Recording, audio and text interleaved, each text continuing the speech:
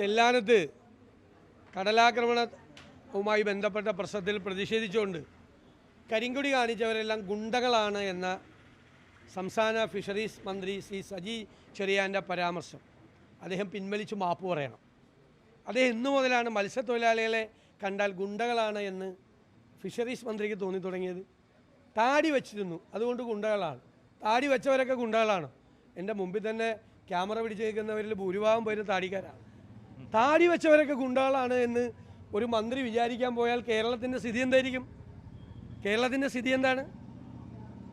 താടി വെച്ചതുകൊണ്ട് അവർ ഗുണ്ടകളാണെന്ന് വിചാരിച്ചു. പത്രത്തിൽ കണ്ടപ്പോഴാണ് പാർട്ടിക്കാരാണെന്ന് മനസ്സിലായത്.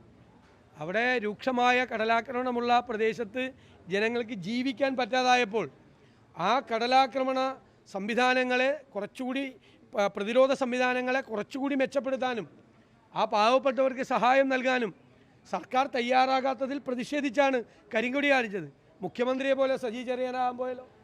കരിങ്കൊടി കാണിക്കാൻ പാടില്ല മന്ത്രിമാർക്കെതിരെ. അതൊരു പ്രതിഷേധത്തിൻ്റെ സൂചനയാണ്. അപ്പോൾ അത് കരിങ്കൊടി കാണിച്ചാൽ അത് പരിഹരിക്കാനുള്ള ശ്രമം നടത്തണം. അല്ലാതെ കരിങ്കൊടി കാണിച്ച മത്സ്യത്തൊഴിലാളികളെ ഗുണ്ടകളാണ്, താടി വെച്ചവരൊക്കെ ഗുണ്ടകളാണ് എന്ന് പറയുന്ന പരാമർശം പിൻവലിച്ച് അദ്ദേഹം മാപ്പ് പറയണം.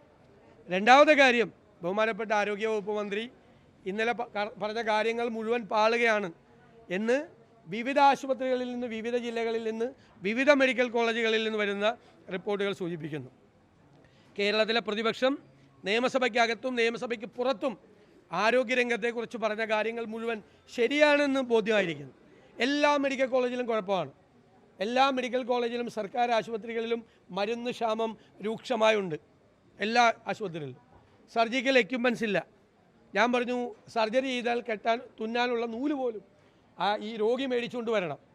ഇന്നിപ്പോൾ എഴുതിയിട്ടുണ്ടല്ലോ, മോളിൽ നിന്ന് പരിക്കേറ്റ് വീണ ഒരാൾക്ക് 88,000 രൂപ പാവപ്പെട്ട കുടുംബം കൊടുക്കേണ്ടി വന്നു. അങ്ങോട്ട് ഓപ്പറേഷൻ നടത്തണമെങ്കിൽ അങ്ങോട്ട് കാശ് കൊടുക്കണം, ഇല്ലെങ്കിൽ സാധനങ്ങൾ മുഴുവൻ വാങ്ങിച്ചു കൊണ്ടുപോകണം എന്നുള്ള സ്ഥിതിയിലേക്കാണ് കേരളത്തിലെ എല്ലാ ആശുപത്രിയിലും എത്തിച്ചിരിക്കുന്നത്. മന്ത്രി അതിന് പറഞ്ഞ ന്യായീകരണം എന്താ? സ്വകാര്യ ആശുപത്രിയിൽ സാധനം വാങ്ങിക്കുന്ന വേഗത്തിൽ മേടിക്കാൻ പാടില്ലെന്ന്. ഇത് തുടങ്ങിയിട്ട് 2-3 കൊല്ലമായി. ഞങ്ങൾ 2024 നിയമസഭയിൽ ഇത് പറഞ്ഞതാണ്, 25 പറഞ്ഞതാണ്, ഇപ്പോഴും പറഞ്ഞതാണ്. ഇതെങ്ങനെയാണ്? ഒരു വർഷത്തേക്ക് ആവശ്യമുള്ള കാര്യങ്ങൾ ഇൻറ്റൻറ്റ് കൊടുക്കുകയാണ് ഓരോ ആശുപത്രിയിൽ നിന്നും. ആ ഇൻറ്റൻറ്റ് കളക്ട് ചെയ്തിട്ടാണ് മെഡിക്കൽ സർവീസസ് കോർപ്പറേഷൻ ടെൻഡർ വിളിക്കുന്നത്. ആ ടെൻഡർ ഈ സാധനം വാങ്ങിച്ച് സ്റ്റോക്ക് ചെയ്യാണ് ഓരോ സാധനങ്ങളും. ഇല്ലെങ്കിൽ അതാത് സമയത്ത് അവർ സപ്ലൈ ചെയ്യാണ്. ഓരോ മാസത്തിന് മുമ്പ് സപ്ലൈ ചെയ്യേണ്ട സാധനങ്ങളുണ്ട്. ഇതിനെന്താ സംവിധാനം? അതിനാണ് മെഡിക്കൽ സർവീസസ് കോർപ്പറേഷൻ ഉണ്ടാക്കിയത്. ഇതെല്ലാം ഭംഗിയായി കേരളത്തിൽ നടന്നു പോയിരുന്നു. അതൊന്നും ഇപ്പോൾ നടക്കുന്നില്ല. പ്ലാൻ ഫണ്ട് തന്നെ കട്ട് ചെയ്തു ആരോഗ്യരംഗത്തേക്ക്. ആവശ്യമായ പണം കൊടുക്കുന്നില്ല.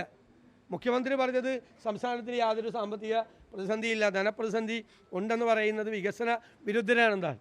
അപ്പോൾ കേരളത്തിലെ ഈ പറയുന്ന സർക്കാർ ആശുപത്രികൾ അല്ലെങ്കിൽ മെഡിക്കൽ കോളേജ് ആശുപത്രികൾ, ഏറ്റവും കൂടുതൽ പാവപ്പെട്ട രോഗികൾ വരുന്ന ഈ കേരളത്തിൽ ആരോഗ്യ കേരളം വെന്റിലേറ്ററിലാണ് എന്ന സത്യം അത് യാഥാർത്ഥ്യമാണ്. അത് പരിഹരിക്കാനുള്ള ശ്രമം നടത്തുന്നതിന് പകരം ന്യായീകരണ പരിപാടിയും മറ്റേ PR മാനേജ്മെൻറ്റും, അതാണ് ആരോഗ്യരംഗത്തെ നശിപ്പിച്ചതിൻ്റെ പ്രധാനപ്പെട്ട കാര്യം PR വർക്കാണ്. ഇല്ലാത്തത് പൊലിപ്പിച്ച് കാണിക്കുന്ന PR വർക്ക് നടത്തി അധികം നാൾ ആളുകളെ കബളിപ്പിക്കാൻ പറ്റില്ല. അതുകൊണ്ട് ഞങ്ങൾ ഇന്ന് ഹെൽത്ത് കമ്മീഷൻ UDF പ്രഖ്യാപിക്കുകയാണ്.